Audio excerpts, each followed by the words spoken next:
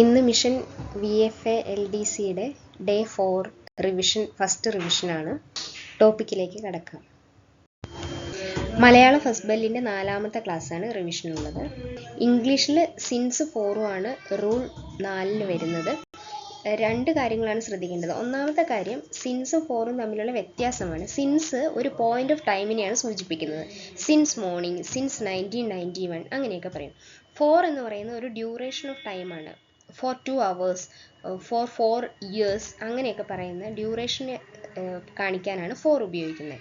ഇനി രണ്ടാമത്തെ കാര്യം എന്ന് പറയുന്നത്, സിൻസ് 4ൻ്റെയും കൂടെ പ്രസൻറ്റ് പെർഫെക്റ്റ് ടെൻസ് അല്ലെങ്കിൽ പ്രസൻറ്റ് പെർഫെക്റ്റ് കണ്ടിന്യൂസ് ആണ് ഉപയോഗിക്കുക. അതായത് ഹാസ് ബീൻ, ഗോയിങ് അങ്ങനെയാണ് ഉപയോഗിക്കുക. അല്ലെങ്കിൽ ഹാസ് ബീൻ എന്ന് ഉപയോഗിക്കാം പ്രസൻറ്റ് പെർഫെക്റ്റിലാണ്. Has been waiting since morning അങ്ങനെ ഉപയോഗിക്കാം. ഇത്രയാണ് റൂൾ 4ൽ പറയാനുള്ളത്. അടുത്ത് വളരെ കുറച്ച് കളക്റ്റീവ് നൗൺസ് നോക്കാം. ഗാഗിൾ ഓഫ് ഗീസ് എന്നാണ് പറയുക. A gaggle of geese, a chest of drawers, a chest of drawers, a mob of emus, എമൂസിൻ്റെ മോബ് എന്നാണ് പറയുക. A mob of emus, a bale of cotton, a flock of ostrich എന്നാണ് പറയുക. A flock of ostrich, a poverty of Pipers, Pipers എന്നാണ് തോന്നുന്നു പറയുന്നത്. A horde of pirates, a battery of guns, a troop of artists, a flotilla of boats, ബോട്ടിന് flotilla, FLOTTILA, a flotilla of boats, a range of mountains, a quiver of arrows, QUIVER, a clutch of eggs, a pod of dolphins, a swarm of rat, റാറ്റിനും swarm എന്നാണ് പറയുന്നത്. പിന്നെ a swarm of flies, a swarm of insects എന്ന് പറയും. A pod of dolphin എന്നാണ് പറയുക. A clutch of eggs എന്നാണ് പറയുക. എഗ്ഗിൻ്റെ കൂട്ടം എ ക്ലച്ച് ഓഫ് എഗ് ആണ്. ഇനി മാത്സ് ആണ്. മാത്സിൽ ഒരു 2 ദിവസത്തോടെ ഉണ്ടാവും പ്രാക്ടീസ് ക്വസ്റ്റ്യൻസ്. അടുത്തത് കറണ്ട് അഫേഴ്സ് ആണ്. കറണ്ട് അഫേഴ്സിൽ ഇന്ന് എടുത്തിരിക്കുന്ന ടോപ്പിക്ക് കലയുമായി ബന്ധപ്പെട്ടതാണ്. അതിൽ ചുവർ ചിത്രം, പിന്നെ രാജാ രവിവർമ്മ അങ്ങനെയൊക്കെയാണ് ചിത്രവുമായി ബന്ധപ്പെട്ടത്. നോക്കാം. മമ്മിയൂർ കൃഷ്ണൻകുട്ടി നായർ ഏത് മേഖലയുമായി ബന്ധപ്പെട്ടിരിക്കുന്നു? ചുമർ ചിത്രകലയാണ്. ചുമർ ചിത്രകലയുമായി ബന്ധപ്പെട്ടതാണ് മമ്മിയൂർ കൃഷ്ണൻകുട്ടി. ചുമരിൽ മമ്മി. ഓക്കെ. അടുത്ത്, ഗജേന്ദ്രമോക്ഷം കഥയെ ആധാരമാക്കിയുള്ള പ്രസിദ്ധമായ ചുമർ ചിത്രം എവിടെയാണ് സ്ഥിതി ചെയ്യുന്നത്? കൃഷ്ണപുരം കൊട്ടാരത്തിലാണ്. ഇത് പ്രീവിയസ് ഇയർ ക്വസ്റ്റ്യൻ ആണ്. കൃഷ്ണപുരം കൊട്ടാരത്തിലാണ് ഗജേന്ദ്രമോക്ഷം കഥയെ ആധാരമാക്കിയുള്ള ചുവർ ചിത്രം ഉള്ളത്. അങ്ങനെയാണെങ്കിൽ കൃഷ്ണപുരം കൊട്ടാരം എവിടെയാണ് സ്ഥിതി ചെയ്യുന്നത്? കായംകുളത്താണ്. അങ്ങനെയാണെങ്കിൽ കേരളത്തിലെ ആദ്യ ചുമർ ചിത്ര നഗരം എന്നറിയപ്പെടുന്നത് ഏതാണ്? കോട്ടയമാണ്. അടുത്തത്, രാജാക്കന്മാർക്കിടയിലെ ചിത്രകാരൻ എന്നറിയപ്പെടുന്നത് ആരാണ്? രാജാ രവിവർമ്മയാണ്. രാജാക്കന്മാർക്കിടയിലെ ചിത്രകാരൻ രാജാ രവിവർമ്മ. ഇനി ചിത്രകാരന്മാർക്കിടയിലെ രാജാവ് എന്നും പറയുന്നുണ്ട് രാജാ രവിവർമ്മയെ. അടുത്തത്, രാജാ രവിവർമ്മയുടെ ജന്മസ്ഥലം എവിടെയാണ്? കിളിമാനൂരാണ്. 1893 ചിക്കാഗോ സർവമത സമ്മേളനവുമായി ബന്ധപ്പെട്ട് ചിക്കാഗോയിൽ നടന്ന ചിത്ര പ്രദർശനത്തിൽ ഇന്ത്യക്കാരനായ ഒരു ചിത്രകാരൻ ശ്രദ്ധ നേടിയിരുന്നു. ആ ചിത്രകാരൻ്റെ പേരെന്താണ്? രാജാ രവിവർമ്മ. 1893 ചിക്കാഗോ സർവമത സമ്മേളനത്തിൽ. അടുത്തത്, ബ്രിട്ടീഷ് സർക്കാർ കൈസർ ഇ ഹിന്ദ് ബഹുമതി നൽകി അംഗീകരിച്ച ഇന്ത്യയിലെ ഏക ചിത്രകാരൻ ആരാണ്? രാജാ രവിവർമ്മയാണ്. കൈസർ ഇ ഹിന്ദ് ബ്രിട്ടീഷ് ഗവൺമെൻറ് നൽകി ആദരിച്ച ഇന്ത്യയിലെ ഏക ചിത്രകാരൻ ആരാണ്? രാജാ രവിവർമ്മയാണ്. രാജാ രവിവർമ്മയുടെ പ്രശസ്തമായ ചിത്രങ്ങൾ ഏതൊക്കെയാണെന്ന് നോക്കാം. മുല്ലപ്പൂ ചൂടിയ നായർ വനിത, പാൽക്കുടമേന്തിയ ഉത്തരേന്ത്യൻ വനിത, മലബാർ മനോഹരി, ശാന്തനുവും സത്യവതിയും, അർജുനനും സുഭദ്രയും, ഹംസവും ദമയന്തിയും, അതാ അച്ഛൻ വരുന്നു, ജടായുവധം, തമിഴ് സ്ത്രീയുടെ ഗാനാലാപനം, ദർഭമുന കൊണ്ട ശകുന്തള. ഇതൊക്കെയാണ് രാജാ രവിവർമ്മയുടെ പ്രസിദ്ധമായ ചിത്രങ്ങൾ. ഒന്നുകൂടെ പറയാം. ദർഭമുന കൊണ്ട ശകുന്തള, പിന്നീട് അതാ അച്ഛൻ വരുന്നു, ജടായുവധം, തമിഴ് സ്ത്രീയുടെ ഗാനാലാപനം, ശാന്തനുവും സത്യവതിയും, അർജുനനും സുഭദ്രയും, ഹംസയും ദമയന്തിയും, മുല്ലപ്പൂ ചൂടിയ നായർ വനിത, പാൽക്കുടമേന്തിയ ഉത്തരേന്ത്യൻ വനിത, മലബാർ മനോഹരി. ഇതെല്ലാം ഈ രവിവർമ്മ ചിത്രങ്ങൾ ഓർത്തിരിക്കാൻ വേണ്ടിയിട്ട് ഒരു കോഡ് പോലെ ഉണ്ടാക്കിയിട്ട് ഞാൻ ഷോർട്ട് വീഡിയോ ഇടുന്നതായിരിക്കും. അടുത്തത്, പട്ടം പറപ്പിക്കുന്ന പെൺകുട്ടി, വനിത, അതൊക്കെ പ്രധാനമായിട്ടും രാജാ രവിവർമ്മയുടെ ചിത്രങ്ങളാണ് എങ്കിൽ പട്ടം പറപ്പിക്കുന്ന പെൺകുട്ടി, നീലനദി എന്നീ ചിത്രങ്ങൾ ആരുടെയാണ്? TK പത്മിനി എന്ന ചിത്രകാരിയുടേതാണ് പട്ടം പറപ്പിക്കുന്ന പെൺകുട്ടി, നീലനദി, ഇത് രണ്ടും. കേരളത്തിന്റെ അമൃത ഷേർഗിൽ എന്ന് വിശേഷിപ്പിക്കപ്പെടുന്ന ചിത്രകാരിയാണ് TK പത്മിനി. ദേവസ്പന്ദനം എന്ന രചനാ സമാഹാരം ഏത് പ്രശസ്ത ചിത്രകാരന്റെ രചനാ സമാഹാരമാണ്? MV ദേവൻ. MV ദേവൻ എന്ന് പറയുന്ന പ്രശസ്തനായ ഒരു ചിത്രകാരനാണ്. അദ്ദേഹത്തിന്റെ ചിത്രരചനാ സമാഹാരമാണ് ദേവസ്പന്ദനം.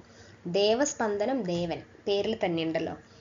അടുത്തത്, അരവിന്ദന്റെ ഉത്തരായനം, കാഞ്ചനസീത എന്നീ ചലച്ചിത്രങ്ങളിലെ ആർട്ട് ഡയറക്ടറായിരുന്ന പ്രസിദ്ധ ചിത്രകാരൻ ആരാണ്?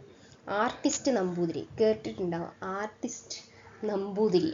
ഓക്കെ, ആർട്ടിസ്റ്റ് ബാബു അല്ല, ആർട്ടിസ്റ്റ് നമ്പൂതിരി അരവിന്ദന്റെ ഉത്തരായനം, കാഞ്ചനസീത എന്നീ ചിത്രങ്ങളിലെ ആർട്ട് ഡയറക്ടറായിരുന്നു. അടുത്തത്, ഈ ആർട്ടിസ്റ്റ് നമ്പൂതിരി തന്നെ ഈ MTയുടെ രണ്ടാമൂഴം നോവലിലെ കഥാപാത്രങ്ങളുടെ രേഖാചിത്രം വരച്ചിട്ടുണ്ട്. MTയുടെ രണ്ടാമൂഴം നോവലിലെ കഥാപാത്രങ്ങളുടെ രേഖാചിത്രമാണ് ആർട്ടിസ്റ്റ് നമ്പൂതിരി വരച്ചിട്ടുള്ളത്. അടുത്തത്, നമ്മൾ MV ദേവനെ പറ്റി പറഞ്ഞു. ദേവസ്പന്ദനം എന്ന രചനാ സമാഹാരം എഴുതിയതാണ് MV ദേവൻ. കൊല്ലം നെഹ്റു പാർക്കിൽ അമ്മയും കുഞ്ഞും എന്ന ഒരു പ്രതിമ ഉണ്ടാക്കിയിട്ടുണ്ട്. ആ പ്രതിമയുടെ ശില്പി ആരാണ്? MV ദേവൻ. കൊല്ലം നെഹ്റു പാർക്ക് ഫേമസ് ആണ്, ഇപ്പോൾ അടുത്തിടയ്ക്ക് ഫേമസ് ആയിരുന്നു. ആ നെഹ്റു പാർക്കിൽ അമ്മയും കുഞ്ഞും പ്രതിമയുടെ ശില്പി ആരാണ്?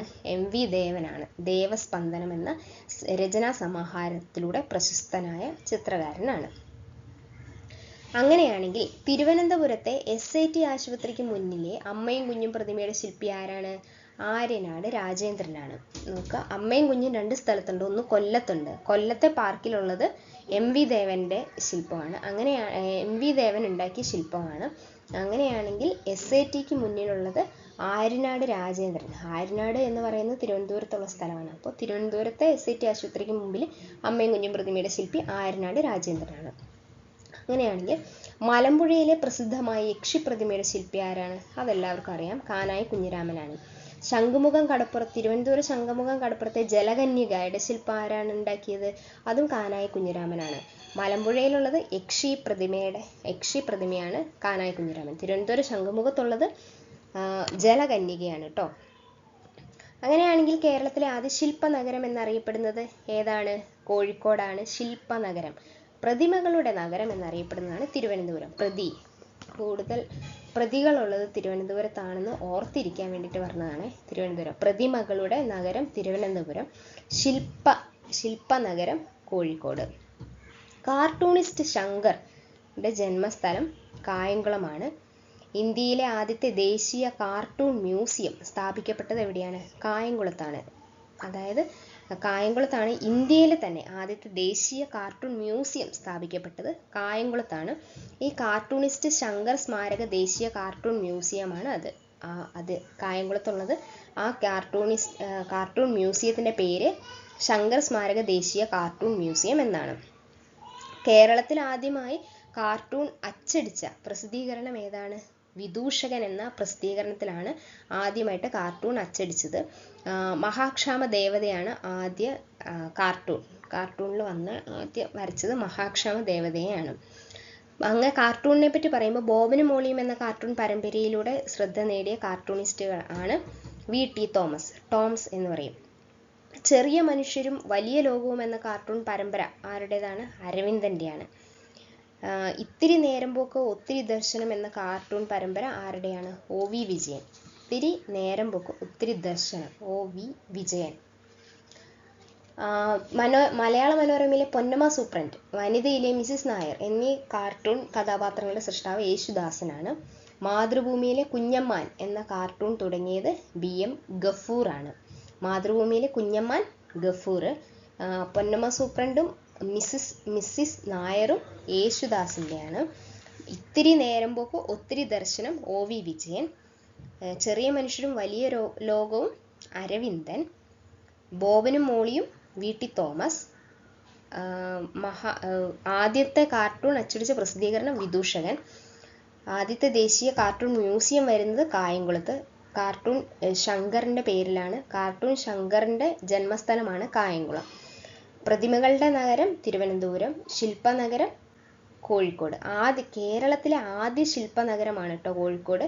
പ്രതിമകളുടെ നഗരം അല്ലെങ്കിൽ ശില്പങ്ങളുടെ നഗരം എന്നറിയപ്പെടുന്നതാണ് തിരുവനന്തപുരം. എന്നാൽ ആദ്യത്തെ ശില്പനഗരമാണ് കോഴിക്കോട്. ശംഖുമുഖത്തുള്ളത് ജലകന്യകയാണ്. മലമ്പുഴയിലുള്ളത് യക്ഷിയാണ്. രണ്ടും കാനായ കുഞ്ഞിരാമൻ്റെയാണ്. SAT തിരുവനന്തപുരം SATക്ക് മുമ്പിൽ അമ്മയും കുഞ്ഞും പ്രതിമ ആര്യനാട് രാജേന്ദ്രൻ്റെയാണ്. ആര്യ രാജേന്ദ്രൻ ഓർത്താൽ മതി. തിരുവനന്തപുരത്തെ മേയറാണല്ലോ ആര്യ രാജേന്ദ്രൻ. ആര്യനാട് രാജേന്ദ്രൻ്റെയാണ് SATക്ക് മുമ്പിലുള്ള അമ്മയും കുഞ്ഞും.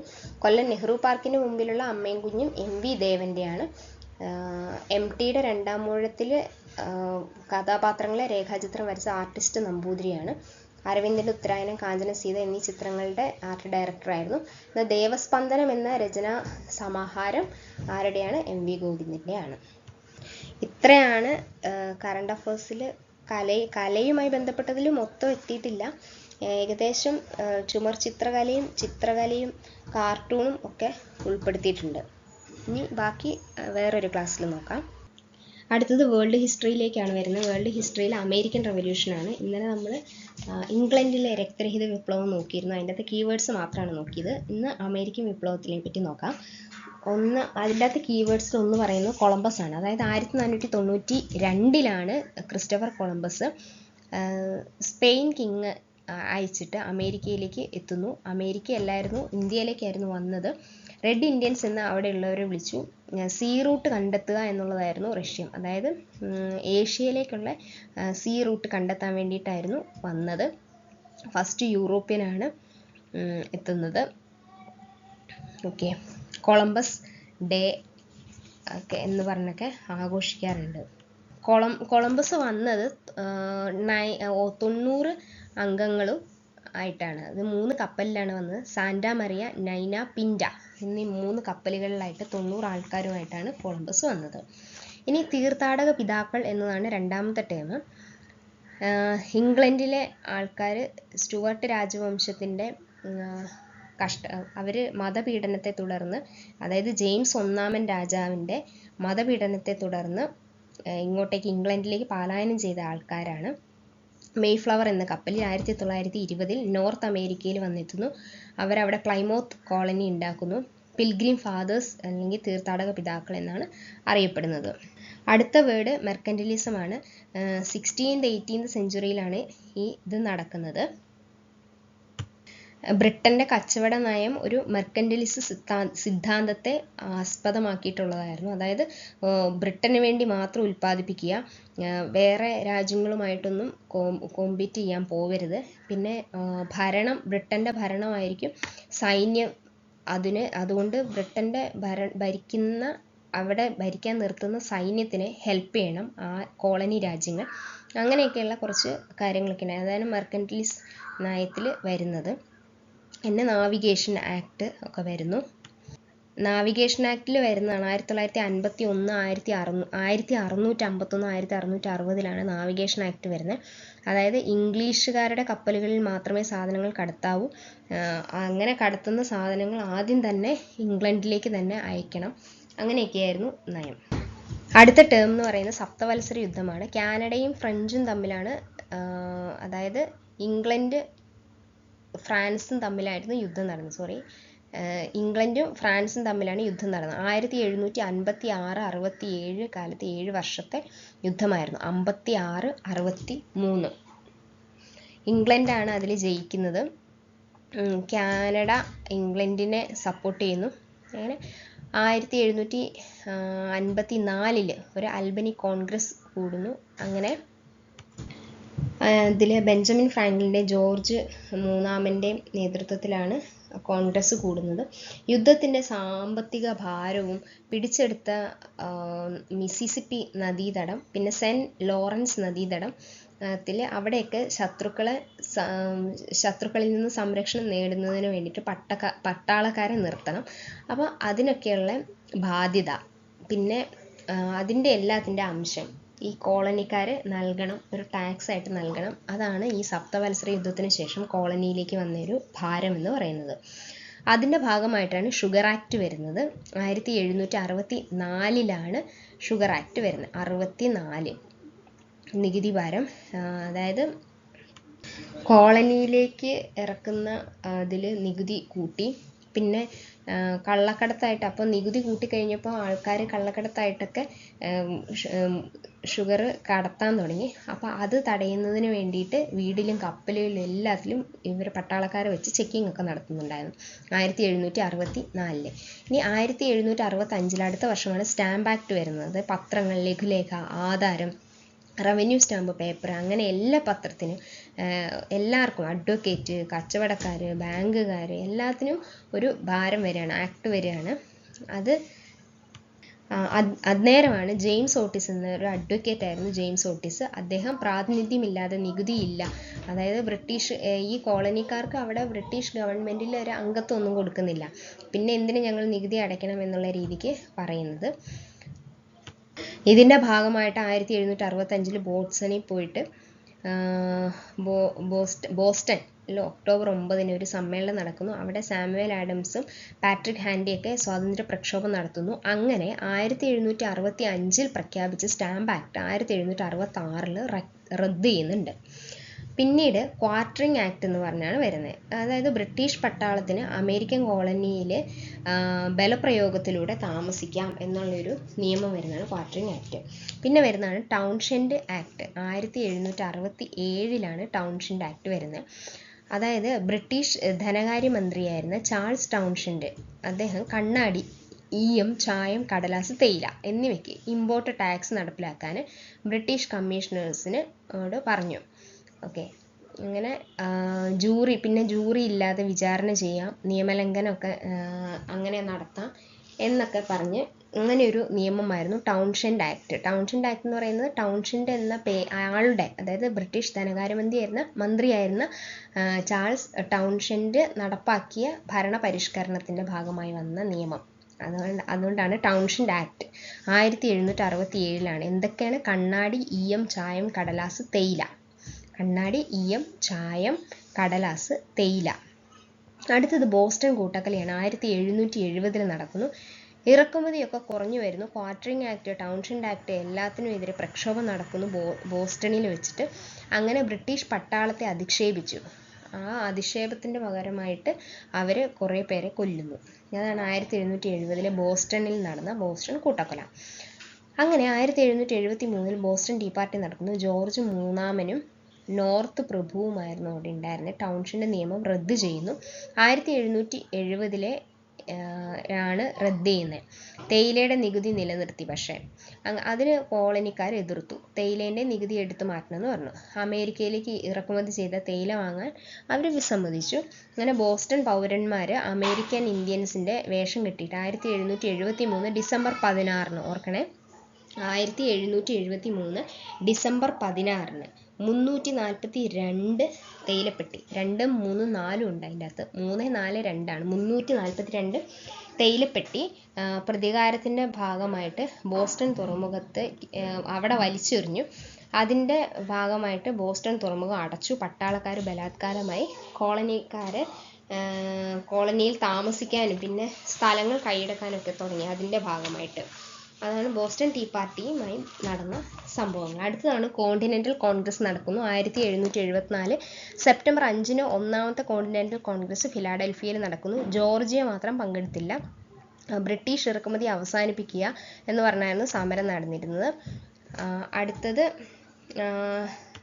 രണ്ടാം കോണ്ടിനെൻ്റൽ സമ്മേളനം നടക്കുന്ന 1775 മെയ് 10 അതിലാണ് ഒലിവ് ബ്രാഞ്ച് പെറ്റീഷനൊക്കെ. ജോൺ ഡിക്സൺ, പെൻസിൽവാനിയയിൽ ജോൺ ഡിക്സൺ ഒലിവ് ബ്രാഞ്ച് പെറ്റീഷനൊക്കെ കൊടുക്കുന്നത്. അമേരിക്കൻ സൈന്യം ആണ് അമേരിക്കൻ സൈന്യത്തിൻ്റെ സേനാനായകനായിട്ട് ജോർജ് വാഷിങ്ടൺ വരുന്നു.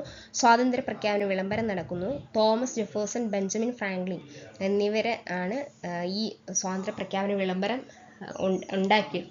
തോമസ് ജെഫേഴ്സണും ബെഞ്ചമിൻ ഫ്രാങ്ക്ലിനും. 1776 ജൂലൈ 4 സ്വാതന്ത്ര്യ പ്രഖ്യാപനം നടക്കുന്നത്, അത് അംഗീകരിക്കുന്നത്. 1776 ജൂലൈ 4 ജനാധിപത്യവും മൗലിക അവകാശവുമായിരുന്നു തോമസ് പെയിൻ ജനാധിപത്യവും മൗലിക അവകാശവുമായിരുന്നു അതിൻ്റെ അകത്ത് പ്രതിപാദിച്ചിരുന്ന പ്രധാന കാര്യം. പിന്നീട് തോമസ് പെയിൻ ഇംഗ്ലണ്ടിൽ നിന്ന് വരുന്നു. പാട്രിക് ഹെൻറി എന്ന് പറയുന്ന ആൾ ഒന്നുകിൽ സ്വാതന്ത്ര്യം അല്ലെങ്കിൽ മരണം എന്നൊക്കെ പറഞ്ഞ് സമരം നടത്തുന്നു. പിന്നീട് ജോർജ് രാജാവിൻ്റെ ലോഹപ്രതിമ തകർത്ത് വെടിയുണ്ടകൾ ഉണ്ടാക്കുന്നു. പിന്നീടാണ് യുദ്ധം ആരംഭിക്കുന്നത്. 1776 ജൂൺ 15 യുദ്ധം ആരംഭിക്കുന്നു. ബ്രിട്ടീഷും കോളനി സൈന്യവും തമ്മിലായിരുന്നു യുദ്ധം. ഫ്രഞ്ചുകാർ സപ്പോർട്ട് ചെയ്തു അമേരിക്കനെ. 1778 യുദ്ധപ്രഖ്യാപനം നടക്കുന്നു. പിന്നീട് 1781 ഒക്ടോബർ 19 ബ്രിട്ടീഷുകാർ കീഴടങ്ങുന്നു അമേരിക്കൻ സൈന്യത്തിന് മുമ്പിൽ. പിന്നീടാണ് ട്രീറ്റി ഓഫ് പാരീസ്. 1783 സെപ്റ്റംബർ 3-നാണ് 1783 സെപ്റ്റംബർ 3 ട്രീറ്റി ഓഫ് പാരീസ്. പാരീസിൽ വെച്ച് സമാധാന കരാറായിരുന്നു ഫ്രാൻസും സ്പെയിനും വേഴ്സയിൽ വെച്ചിട്ട്. അതോടുകൂടി അമേരിക്കൻ്റെ സ്വാതന്ത്ര്യ സമരം അവസാനിക്കുന്നു. പാരീസ് ഉടമ്പടിയിൽ 13 കോളനികൾ ഉടലെടുക്കുന്നു. USA ആയിട്ട് ഫോം ചെയ്യുന്നു. പിന്നീട് അമേരിക്കൻ ഭരണഘടന ആദ്യത്തെ ലിഖിത ഭരണഘടനയാണ്. ചെറുതാണ്, 7 ആർട്ടിക്കിൾ മാത്രമേ ഉള്ളൂ. അതിൽ 27 അമെൻമെൻ്റ് ആണ് നടന്നിട്ടുള്ളൂ. ഇത്രയാണ് അമേരിക്കൻ റവല്യൂഷനിലെ പ്രധാനപ്പെട്ട കാര്യങ്ങൾ. ഇതെല്ലാം ഞാൻ ചുമ്മാ ഒന്ന് ഓടിച്ചിട്ട് പറഞ്ഞതേ ഉള്ളൂ, റിവിഷൻ ആയതുകൊണ്ട്. ഇനി അടുത്ത ടോപ്പിക്കുമായിട്ട് നാളെ കാണാം.